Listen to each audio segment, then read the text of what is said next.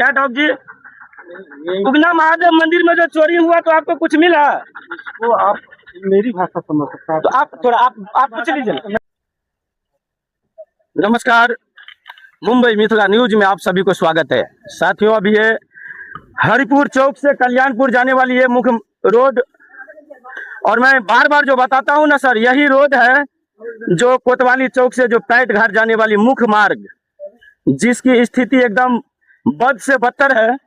और मैं भी आज इसी रास्ते से जा रहा था, इसी रास्ते से ही गुजर ही रहे थे कि देखिए दो पुलिस की वैन खड़ी है यहाँ पे और भीड़ इकट्ठा है।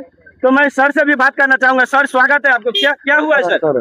लेकिन वैसे हम लोग चेक कर वैसे क्या मिठाई प्रसादी खाने आए हैं यहाँ? नहीं सर को पूछे ना सर कहाँ तो शराब की जो आजकल देखते होंगे कि बिहार में पूर्ण रूप से शराब बंदी है।